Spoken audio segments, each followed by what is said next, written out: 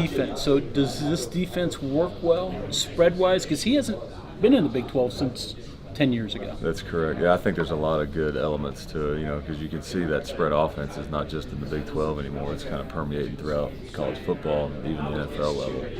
Everybody's seeing the offensive production that's associated with it. I think there's a lot of good things that are unique that will help us, especially looking at it from my perspective, a guy that's been here for a decade, defending all that. And then you also look at the league, too, offensively. It's changing a little bit. There's a lot of, the spread guys that are out of the league. Kingsbury's gone. Art Briles is not here anymore. Dana Holgerson's not here anymore. But a lot of those principles are still the same. It's just maybe you're dealing with a little bit spread plus pro style. I think people are trying to be more multiple than they had been in the past. Yeah. So, with that said, obviously the Big 12 was unique. Obviously you had those spread guys all seemingly from the same tree.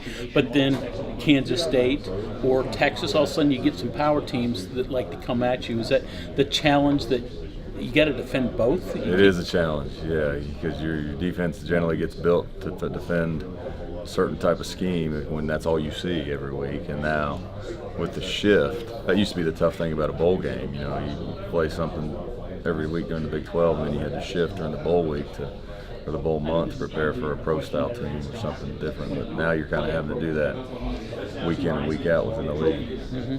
You like to rotate linebackers and use 2 or 3, or you just go with a guy and he's the hot guy and I'm sticking with him as long as he can walk? I think at linebacker it really depends because that guy is trusted to make so many calls. It's not as much like when I used to coach D-line. D-line is truly about keeping them fresh and rotating them in and out. That way you can have pass rushers in the fourth quarter.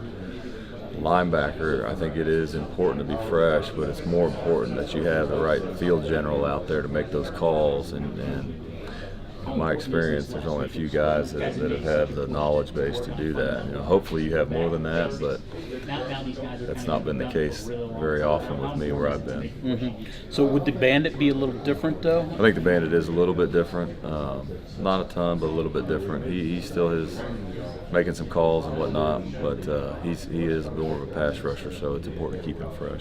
You said that Benton and Hensley are probably Bandits in the future. Yes. How much can you teach them at this point? Obviously, they're not near the practice field other than working with Mike Joseph a little bit. So, can you get them any basis of knowledge? Yes, a ton of mental reps, between film, review, and then I take them for certain periods during practice. That way they're getting a signal.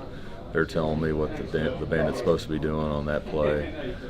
So that part's been great. Obviously, once they start going through the motions, there's going to be a lot to correct, but at least they have in their head what the call is, what their assignment is, and that's step one.